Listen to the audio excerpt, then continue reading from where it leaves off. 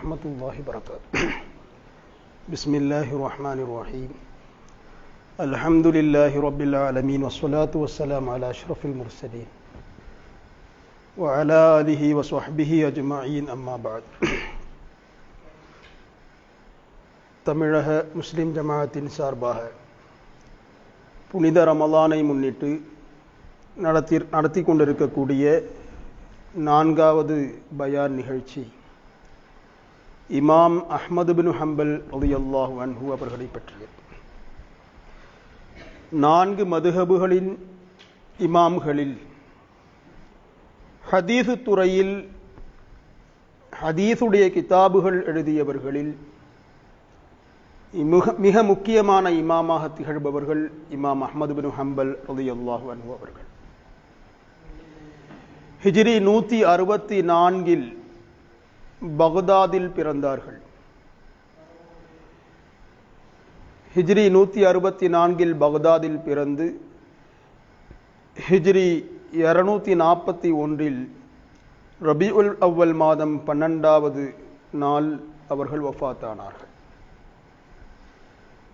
அஹ்லு சுன்னத்தி வல் ஜமாஅத்துடைய கொள்கையை நிலைநாட்டுவதில் மிக உயர்ந்த இடத்தை பிடித்து பல தியாகங்களை சகித்த மிகப்பெரிய இறைநேசராக திகழ்ந்தவர்கள் இமாம் அஹ்மது பின் ஹம்பல் ரலியல்லாஹு அன்ஹு அவர்கள். ஹதீஸ் துறையில் குர்ஆனுக்கு அடுத்து மிகவும் ஸஹீஹான ஹதீஸுகள் அடங்கிய புகாரி முஸ்லிம் ஆகிய 2 கிதாபுகளை எழுதிய இமாம் புகாரி ரலியல்லாஹு அன்ஹு அவர்களுக்கும் இமாம் முஸ்லிம் ரலியல்லாஹு அன்ஹு அவர்களுக்கும் ஆசிரியராக திகழ்ந்தவர்கள் இமாம் அஹ்மது பின் ஹம்பல் ரலியல்லாஹு அன்ஹு அவர்கள். இமாம் ஷாஃபிஈ ரலியல்லாஹு அன்ஹுடைய மாணவர்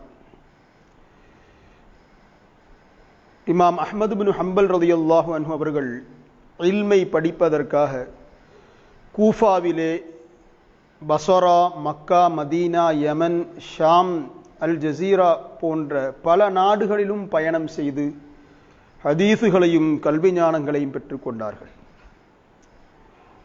அஹ்மது பின் ஹம்பல் ரலியல்லாஹு அன்ஹு அவர்களுடைய மகனார் அப்துல்லா ரலியல்லாஹு அன்ஹு அவர்கள் கூறுவார்கள், கதப அபி 10,000 அல்ஃபி ஹதீஸ். எனது தகப்பனார் அஹ்மது பின் ஹம்பல் ரலியல்லாஹு அன்ஹு அவர்கள் 10 லட்சம் ஹதீஸுகளை எழுதியிருக்கிறார்கள் என்பார்கள். எழுதினார்கள் என்று மாத்திரமல்ல, லம் யக்துபு சவாதன் ஃபி பயாலின் இல்லா ஹஃபிலஹு. வெண்மையான பேப்பரில், காகிதத்தில் அவர்கள் கருப்பு நிறத்தை கொண்ட மையால் எதை எழுதினாலும் அதை மனனம் செய்வார்கள் என்பார்கள் அப்துல்லா ரலியல்லாஹு அவர்கள். அப்போ 10 லட்சம் ஹதீஸை மனப்பாடம் செய்தவர்கள் இமாம் அஹ்மது பின் ஹம்பல் ரலியல்லாஹு அவர்கள். நாம் யோசனை செய்து பார்க்க வேண்டும். இன்று நமக்கு கிடைக்கக்கூடிய ஹதீஸுகள் புகாரியிலே சுமார் 7000 சொச்சம் ஹதீஸுகள் தான் இருக்கிறது. மற்ற முஸ்லிம் அடக்கம் சிஹாஹு சித்தா உட்பட இன்று கிடைக்கக்கூடிய அனைத்து ஹதீஸுகளையும் நாம் எடுத்து பார்த்தாலும் 1 லட்சம் ஹதீஸை தாண்டாது. அப்படி இருக்கும் பொழுது 10 லட்சம் ஹதீஸுகளை மனனம் செய்தவர்களாக இமாம் அஹ்மது பின் ஹம்பல் ரலியல்லாஹு அன்ஹு இருந்தார்கள். மதுஹபுடைய இமாம்கள் எந்த அளவுக்கு ஹதீஸ் துறையில் இல்மை பெற்றவர்களாக, ஹதீஸுகளை மனனம் செய்தவர்களாக, ஹதீஸுகளை மாத்திரம் அவர்கள் மனனம் செய்யவில்லை, ஹதீஸுகளை அறிவித்த அறிவிப்பாளர் வரிசை தொடரை மனனம் செய்தார்கள். அந்த அறிவிப்பாளர்களுடைய பிறந்த இடம், அவர்கள் வஃபாத்தான இடம், அவர்கள் கல்வி கற்ற உஸ்தாதுமார்கள், அவர்களிடமிருந்து கல்வி கற்ற மாணவர்கள், இப்படி அவர்களுடைய விசாலமான அந்த அறிவில் அவர்கள் மனனம் செய்த அந்த அற்புதமான கல்வி ஞானத்தை பெற்றவர்களை பற்றி வஹாபிகள் ஏற்றுக்கொள்ளக்கூடிய இப்னு தைமியா கூட சொல்வார், இன்றைய காலத்தில் நமக்கு கிடைக்கக்கூடிய ஹதீஸுகளில் பல மடங்கு அதிகமானவைகளை முந்தைய இமாம்கள் மனனம் செய்தவர்களாக இருந்தார்கள் என்பார். அவ்வாறு 10 லட்சம் ஹதீஸுகளை மனனம் செய்த இமாம் அஹ்மது பின் ஹம்பல் ரலியல்லாஹு அன்ஹு அவர்கள், இமாம் ஷாஃபிஈ ரலியல்லாஹு அன்ஹு அவர்கள் கூறுவார்கள், அவர்களை போன்ற இல்மை பெற்ற ஒருவரை நான் கண்டதில்லை என்று இமாம் அஹ்மது பின் ஹம்பல் ரலியல்லாஹு அன்ஹு அவர்களை பற்றி இமாம் ஷாஃபிஈ ரலியல்லாஹு அன்ஹு தனது ஆசிரியரே புகழ்ந்து சொல்வார்கள். அஹ்மது பின் ஹம்பல் ரலியல்லாஹு அன்ஹு அவர்கள் அவர்களுடைய காலம் என்பது முஅ்தஸிலா என்று சொல்லக்கூடிய பித்அத்வாதிகள், இன்றைய வஹாபிகளைப் போல அந்த காலத்தில் முஅ்தஸிலாக்கள் என்று சொல்லக்கூடிய பித்அத்வாதிகள் இருந்தார்கள். அவர்கள் அல்லாஹுடைய கலாம் குர்ஆன், அல்லாஹுடைய உள்ளமையில் இருக்கக்கூடிய அல்லாஹுடைய வசனங்கள், அல்லாஹுடைய சிஃபத்தாகிய அந்த வசனங்களை பற்றி அது அல்லாஹுவால் படைக்கப்பட்ட மஹ்லூக் என்கின்ற புதிய வாதத்தை எடுத்து வைத்தார்கள். அல் குர்ஆனு மஹ்லூக்குன், குர்ஆன் அல்லாஹுடைய சிஃபத்துகள் எல்லாம் கதீமானது, ஆரம்பம் இல்லாது, அல்லாஹுடைய அனைத்து பண்புகளும் பிறகு உண்டானது அல்ல. அல்லாஹுடைய உள்ளமையில் அது எப்பொழுதே இருக்கிறது, பின்னால் உருவாக்கப்பட்டது அல்ல என்பது இஸ்லாத்துடைய கொள்கை. இந்த கொள்கைக்கு முரணாக முஅ்தஸிலாக்கள் குர்ஆன் என்பது அல்லாஹுவால் படைக்கப்பட்ட ஒரு படைப்பு தான், அது ஆரம்பத்தில் இல்லை, பிறகு உருவாக்கப்பட்டது, அல்லாஹுடைய சிஃபத்தாகிய கலாமுல்லாஹி, அல்லாஹுடைய வசனம், அது பிறகு உருவாக்கப்பட்ட படைப்பு என்ற புதிய ஒரு கொள்கையை எடுத்து வைத்தார்கள், பிரச்சாரம் செய்தார்கள். அந்த பிரச்சாரத்திலே சில அரசர்களும் விழுந்து விட்டார்கள். அத்தகைய முஅ்தஸிலா கொள்கையை உள்வாங்கிய அரசர்களில் அல் மஅமூன் என்று சொல்லக்கூடிய அரசர், அல் முஅ்தஸிம் என்று சொல்லக்கூடிய அரசர், இந்த இரண்டு அரசர்களும் அந்த கொள்கையை சொல்லாத இமாம்களை கொன்று குவித்தார்கள், கொடூரப்படுத்தினார்கள், அவர்களை சிறையில் அடைக்கப்பட்டார்கள். அவ்வாறு சிறையில் அடைக்கப்பட்டு கொடூரமாக தாக்கப்பட்ட ஒருவர்தான் இமாம் அஹ்மது பின் ஹம்பல் ரலியல்லாஹு அன்ஹு அவர்கள். இமாம் ஷாஃபிஈ ரலியல்லாஹு அன்ஹு தனது மாணவர் ரபீ ரலியல்லாஹு அன்ஹு அவர்களிடத்திலே ஒரு நாள் ஒரு கடிதத்தை கொடுத்து அனுப்புகிறார்கள். இமாம் அஹ்மது பின் ஹம்பல் ரலியல்லாஹு அன்ஹு அவர்களுக்கு கொடுப்பதற்காக ஒரு கடிதத்தை கொடுத்து அனுப்புகிறார்கள். அந்த கடிதத்தை இமாம் ஷாஃபிஈ ரலியல்லாஹு அன்ஹுடைய மாணவர் ரபீ ரலியல்லாஹு அன்ஹு அவர்கள் அஹ்மது பின் ஹம்பல் ரலியல்லாஹு அன்ஹு இடத்திலே கொண்டு வந்து கொடுக்கிறார்கள். அதை பார்த்த அஹ்மது பின் ஹம்பல் ரலியல்லாஹு அன்ஹு அவர்கள் அந்த கடிதத்தை திறந்து பார்க்கிறார்கள். பார்ப்பதற்கு முன்னால் ரபீ ரலியல்லாஹு அன்ஹு இடத்திலே கேட்டார்கள், ரபீ அவர்களே, நீங்கள் இதை திறந்து பார்த்தீர்களா என்று கேட்டார்கள். இல்லை, நான் திறந்து பார்க்கவில்லை, சீல் வைக்கப்பட்ட கடிதம். அஹ்மது பின் ஹம்பல் ரலியல்லாஹு அன்ஹு அவர்கள் அந்த கடிதத்தை திறந்து பார்த்தார்கள். இமாம் ஷாஃபிஈ ரலியல்லாஹு அன்ஹு அவர்கள் எழுதி வைத்திருந்தார்கள் அந்த கடிதத்தில், பெருமானார் ஸல்லல்லாஹு அலைஹி வஸல்லம் அவர்களை நான் கனவில் கண்டேன். பெருமானார் ஸல்லல்லாஹு அலைஹி வஸல்லம் அவர்கள் எனது கனவில் தோன்றி, உகுத்துபிலா இப்னி அப்துல்லாஹ், இப்னு அப்துல்லாஹ் அஹ்மது பின் ஹம்பல் ரலியல்லாஹு அன்ஹு அவர்கள் நீங்கள் கடிதம் எழுதுங்கள், ஃபக்ரஉ அலைஹி ஸலாம், அவர்களுக்கு சலாம் சொல்லுங்கள், வகுல்லஹு அன்னக சதும்தஹனு வதுஆ இலா ஹல்கில் குர்ஆன். அஹ்மது பின் ஹம்பல் ரலியல்லாஹு அன்ஹு இடத்திலே சொல்வதற்கு பெருமானார் ஸல்லல்லாஹு அலைஹி வஸல்லம் அவர்கள் ஷாஃபிஈ ரலியல்லாஹு அன்ஹு சொல்லி அனுப்புகிற கனவிலே தோன்றி சொல்கிறார்கள், அஹ்மது பின் ஹம்பல் ரலியல்லாஹு அன்ஹு அவர்கள் சோதிக்கப்படுவார்கள், அவர்கள் குர்ஆன் அல்லாஹுடைய படைப்பு என்கின்ற பித்அத்வாதிகளுடைய கொள்கையின் பக்கம் அழைக்கப்படுவார். அவ்வாறு அவர்கள் சோதிக்கப்படும் பொழுது, அழைக்கப்படும் பொழுது, ஃபலா துஜிபுஹும், அவர்களுடைய அந்த வற்புறுத்தலுக்கு ஆளாகி நீங்கள் அதை ஏற்று சொல்லிவிடாதீர்கள், நீங்கள் அந்த கொள்கையை வெளிப்படுத்தி விடாதீர்கள், அந்த கொள்கையை நீங்கள் சரிகண்டு விடாதீர்கள். நீங்கள் அவர்கள் என்ன சோதனை உங்களுக்கு மீது எடுத்து வைத்தாலும், என்ன கொடூரங்களை உங்கள் மீது அவர்கள் செயல்படுத்தினாலும், எவ்வளவுதான் அவர்கள் உங்களை கொடுமைப்படுத்தினாலும், உண்மையான கொள்கையில் நீங்கள் உறுதியாக இருங்கள். அவ்வாறு நீங்கள் உறுதியாக இருந்தீர்கள் என்றால் ஃபயர்ஃபஉல்லாஹு லக இல்மன் இலா யௌமில் கியாமா, கியாமத் நாள் வரை உங்களுடைய இல்மை அல்லாஹ் உயர்த்துவான் என்று பெருமானார் ஸல்லல்லாஹு அலைஹி வஸல்லம் அவர்கள் ஷாஃபி இமாம் ரஹ்மத்துல்லாஹி அலைஹி அவருடைய கனவிலே தோன்றி அஹ்மது பின் ஹம்பல் ரலியல்லாஹு அன்ஹு அவர்களுக்கு கடிதம் எழுத சொல்கிறார்கள். இந்த கடிதத்தை அஹ்மது பின் ஹம்பல் ரலியல்லாஹு அன்ஹு அவர்கள் பார்க்கிறார்கள். அந்த செய்தியை கொண்டு வந்து தந்த ரபீ ரலியல்லாஹு அன்ஹு சொன்ன பொழுது, ஃபகுல்து லஹு அல் பிஷாரா, அப்பொழுது ரபீ ரலியல்லாஹு அன்ஹு சொல்கிறார்கள், அஹ்மது பின் ஹம்பல் ரலியல்லாஹு அன்ஹு அவர்களே, இது ஒரு சுப செய்தியாக இருக்கிறது, அல்லாஹ்வுடைய ரசூல் ஸல்லல்லாஹு அலைஹி வஸல்லம் அவர்கள் உங்களுக்கு சலாம் சொல்கிறார்கள், நீங்கள் சோதிக்கப்படுவீர்கள் என்கின்ற வரப்போகக்கூடிய செய்தியை சொல்கிறார்கள். அந்த சோதனைக்கு உள்ளாக்கப்படும் பொழுது நீங்கள் அஹ்லுஸ் சுன்னத்தி வல் ஜமாஅத்துடைய கொள்கையாகிய அல்லாஹ்வுடைய வசனம் அது கதீமானது, பிறகு உருவாக்கப்பட்டது அல்ல என்பதில் உறுதியாக இருக்க வேண்டும் என்று சொல்கிறார்கள். அவ்வாறு நீங்கள் உறுதியாக இருந்தால் அல்லாஹ் உங்களுடைய இல்மை கியாமத் வரை நிலைவச் செய்வான் என்பதை சொல்கிறார்கள் என்ற மகிழ்ச்சியை வெளிப்படுத்துகிறார்கள். இதை கேட்ட அஹ்மது பின் ஹம்பல் ரலியல்லாஹு அன்ஹு அவர்கள் ஃபஹலஅ அஹத கமீஸிஹி அல்லதி யலி ஜில்தஹு, அவர்களுடைய ஒரு கமீஸை, அவர்களுடைய ஆடையை பரிசாக ரபீ ரலியல்லாஹு அன்ஹு கொடுக்கிறார்கள். ஆச்சரியம் என்னவென்றால் அந்த செய்தியை அந்த கமீஸையும் எடுத்து கொண்டு வந்து ரபீ ரலியல்லாஹு ஷாஃபி ரலியல்லாஹு அன்ஹு வந்து சொல்கிறார்கள். ஷாஃபி இமாம் கேட்டார்கள், அவர்கள் உங்களுக்கு ஏதாவது பரிசு கொடுத்தார்களா? ரபீ ரலியல்லாஹு அன்ஹு சொல்கிறார்கள், ஆமாம், அவருடைய மேலாடை கமீஸை எனக்கு பரிசாக வழங்கினார்கள் என. அப்பொழுது இமாம் ஷாஃபிஈ ரலியல்லாஹு அன்ஹு அஹ்மது பின் ஹம்பல் ரலியல்லாஹு அன்ஹு அவருடைய உஸ்தாதாகிய இமாம் ஷாஃபிஈ ரலியல்லாஹு அன்ஹு சொல்கிறார்கள், மிக அற்புதமானது. புல்லஹு வதுஃபா இலையல் மாஅ லா உபஜிகு பிஹி. ஷாஃபி இமாம் சொல்கிறார்கள், அந்த கமீஸை தண்ணீரால் நினைத்து அந்த தண்ணீரை எனக்கு தாருங்கள், அந்த தண்ணீரை கொண்டு நான் பரக்கத்தெடுக்கிறேன் என்று இமாம் ஷாஃபி ரலியல்லாஹு அன்ஹு சொல்றாங்க. யாருடைய கமீஸை? அஹ்மது பின் ஹம்பல் ரலியல்லாஹு அன்ஹு அவர்களுடைய கமீஸில் தண்ணீரில் முக்கி அந்த தண்ணீரால் நான் பரக்கத்தெடுக்கிறேன் என்று இமாம் ஷாஃபிஈ ரலியல்லாஹு அன்ஹு சொல்கிறார்கள். தபக்காத்து ஷாஃபிய்யத்துல் குப்ராவில் இமாம் சுபுக்கி ரஹ்மத்துல்லாஹி அலைஹி அவர்கள் இதை பதிவு செய்கிறார்கள். நாம் சிந்தனை செய்து பார்க்க வேண்டும், இமாம் ஷாஃபிஈ ரலியல்லாஹு அன்ஹு எவ்வளவு பெரிய மேதை, எவ்வளவு பெரிய பேணுதல் உள்ள மிகப்பெரிய இறைநேசர். அவர்கள் தனது மாணவராகிய அஹ்மது பின் ஹம்பல் ரலியல்லாஹு அன்ஹு அவர்கள் அஹ்லுஸ் சுன்னத்தி வல் ஜமாஅத்துடைய கொள்கையில் உறுதியாக இருப்பதனால் அவர்களுக்கு வரக்கூடிய சோதனைகளை, அவர்களுக்கு சோதனைகள் வரும் என்ற செய்தியை பெருமானார் ஸல்லல்லாஹு அலைஹி வஸல்லம் அவர்கள் அறிவிக்கின்றார்கள். அந்த அறிவிக்கக்கூடிய செய்தியை எத்தி வைக்கிறார்கள். எத்தி வைக்கப்பட்டதற்கு பிறகு அந்த அஹ்மது பின் ஹம்பல் ரலியல்லாஹு அன்ஹுடைய கமீஸை முக்கிய தண்ணீரை எடுத்து இமாம் ஷாஃபிஈ ரலியல்லாஹு அன்ஹு பரக்கத்தெடுக்கிறார்கள். அஹ்லுஸ் சுன்னத்தி வல் ஜமாஅத்துடைய கொள்கை, வலிமார்கள், இறைநேசர்களுடைய அவர்கள் தொட்ட பொருட்களுக்கு பரக்கத்து இருக்கிறது, அவைகளுக்கு ஒரு சக்தி இருக்கிற வலிமையை அல்லாஹ் கொடுத்திருக்கிறான் என்பது நாம உருவாக்கியதல்ல.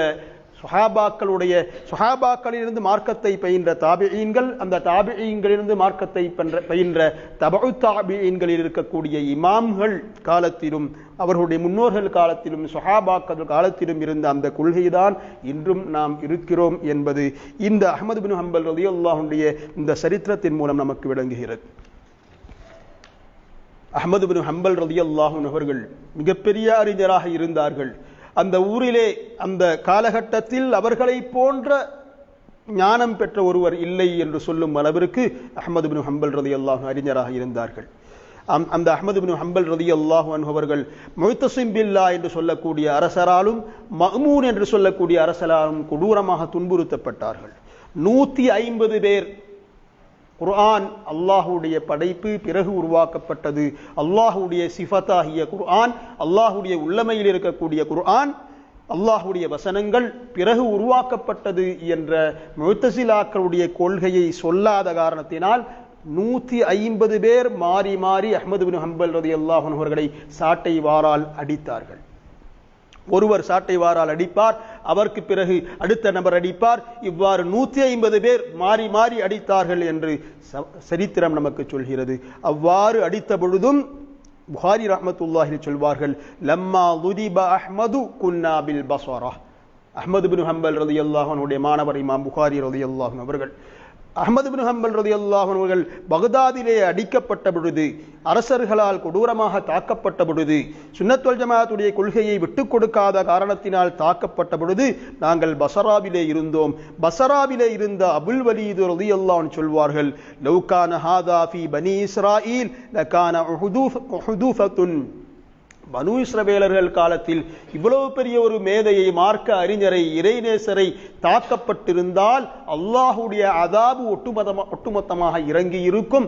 முஹம்மது ஸல்லல்லாஹு அலைஹி வஸல்லம் அவர்களுடைய துஆவுடைய இஜாபத்தின் விளைவாக முஹம்மது நபி ஸல்லல்லாஹு அலைஹி வஸல்லம் உம்மத்திலே ஒட்டுமொத்தமாக அழிக்கக்கூடிய அதாபை அல்லாஹ் இறக்காத காரணத்தினால் மாத்திரம்தான் அல்லாஹுடைய அதாப் ஒட்டுமொத்தமாக இறங்கவில்லை என்று அபுல் வலீத் ரலியல்லாஹு அன்ஹு சொல்வார்கள். 28 மாதங்கள் சிறையிலே இருந்தார்கள் அஹ்மது பின் ஹம்பல் ரலியல்லாஹு அன்ஹு அவர்கள். ஒவ்வொரு நாளும் அரசர் வந்து கேட்பார், மஅ்மூன் என்கின்ற அரசர் கேட்பார், அஹ்மது பின் ஹம்பல் அவர்களே, உங்களை நீங்களே கொலை செய்து விடாதீர்கள், உங்களுடைய உயிரை நீங்கள் தியாகம் செய்து விடாதீர்கள். முஅ்தஸிலாக்களுடைய அந்த கொள்கை, அல்லாஹுடைய கலாம் வசனமாகிய வசனங்கள், அல்லாஹுடைய சிஃபத்தாகிய அந்த கலாமுல்லாஹி அல்லாஹுடைய படைப்பு என்று நீங்கள் ஒப்புக்கொள்ளுங்கள், உங்களை நான் விட்டு விடுகிறோம் என்பார்கள். அப்பொழுதும் அஹ்மத் இப்னு ஹம்பல் ரலியல்லாஹு அன்ஹு சொல்வார்கள், அஅதூனி ஷைஅன் மின் கிதாபில்லாஹி வ சுன்னத்தி ரசூலிஹி ஸல்லல்லாஹு அலைஹி வஸல்லம், அல்லாஹுடைய வேதத்திலும் ஹதீஸிலும் இருந்து நீங்கள் ஒரு ஆதாரத்தை காட்டுங்கள், நான் அதை ஒப்புக்கொள்கிறேன் என்று சொல்வார்கள். ஆதாரத்தை காட்ட முடியாமல் அவர்கள் மௌனமாக இருந்து விடுவார்கள். அஹ்மத் இப்னு ஹம்பல் ரலியல்லாஹு அன்ஹு சொல்வதாக அவருடைய மகனார் கூறுகிறார்கள், ஃபதஹப அக்லி, அவ்வாறு சாட்டை வாரால் அடிக்கப்பட்டு கொண்டே இருந்தேன். சில நேரங்களுக்கு பிறகு எனக்கு மயக்கம் ஏற்பட்டு விட்டது. ஃபஅஃபக்து பஅத தாலிக், அதற்கு பிறகு எனக்கு மயக்கம் தெளிந்தது. ஃபைதா அல் அக்யாது கத் உதுலிகத், என்னுடைய கைகளில் போடப்பட்ட சங்கிலிகள் விடுவிக்கப்பட்டிருக்கிறது. மயக்கம் தெரிந்தவுடன் சங்கிலிகள் விடுவிக்கப்பட்டிருக்கிறது.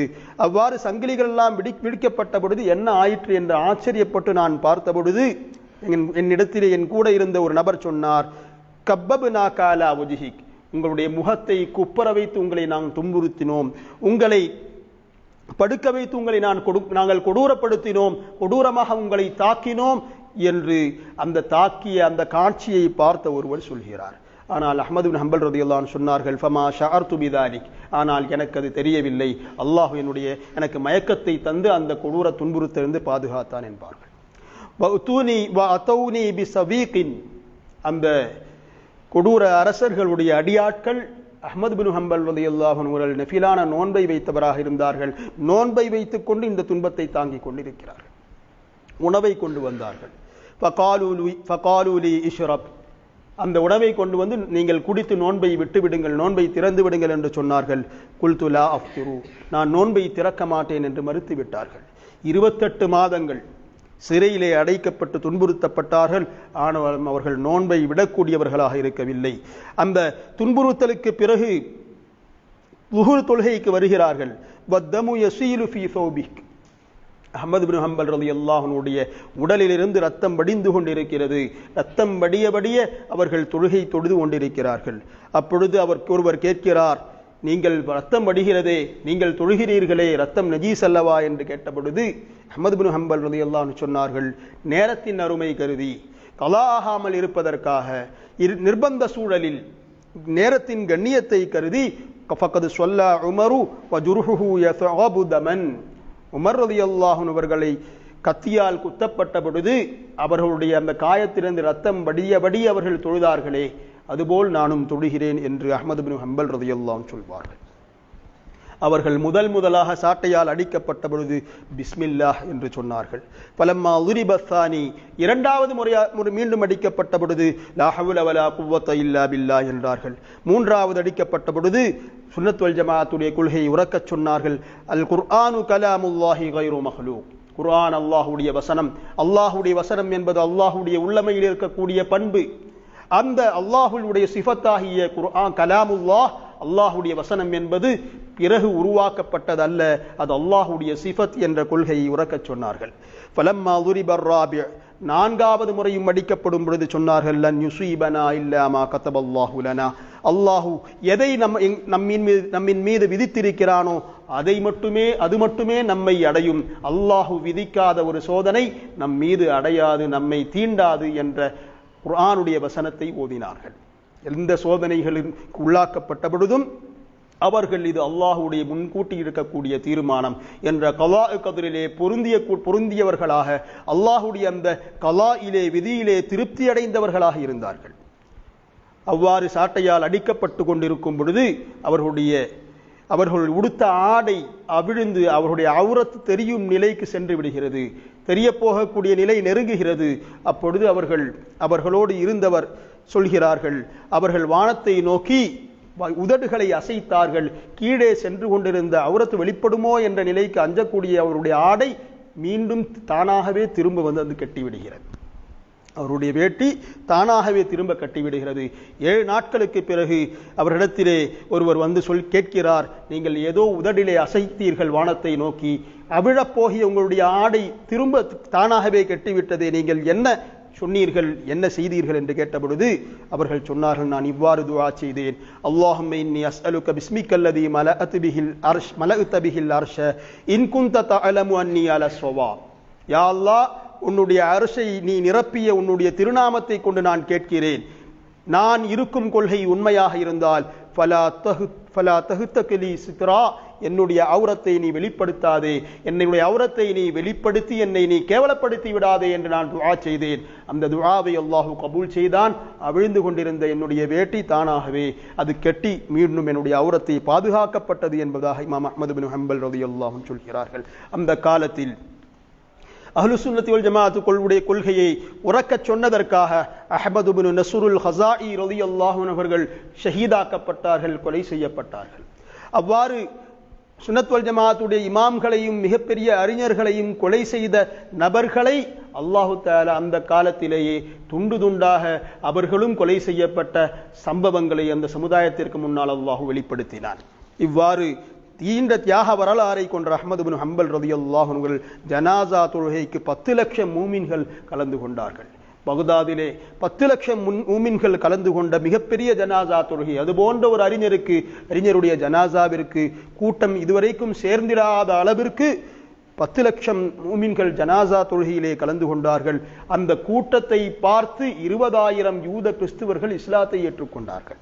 ஒருவருடைய மரணம் 20,000 காஃபிர்களுடைய இஸ்லாத்திற்கு ஏற்பதற்கு காரணமாக திகழ்ந்தது என்று சொன்னால் அஹ்மது பின் ஹம்பல் ரலியல்லாஹு அன்ஹு அவர்களுடைய மரணம், அவர்களுடைய ஜனாசா 20,000 பேருக்கு ஈமானை தந்த ஜனாசாவாக இருந்தது என்பது அற்புதமான ஒரு விஷயமாக நாம் பார்க்க முடிகிறது. அஹ்மது பின் ஹம்பல் ரலியல்லாஹு அன்ஹு அவர்கள் மிக பேணுதல் உள்ளவர்களாக, அல்லாஹ்வை மிகவும் அஞ்சி வாழக்கூடியவர்களாக, பெருமானார் ஸல்லல்லாஹு அலைஹி வஸல்லம் அவர்களையும் குடும்பத்தார்களையும் மிகவும் மதிக்கக்கூடியவர்களாக இருந்தார்கள்.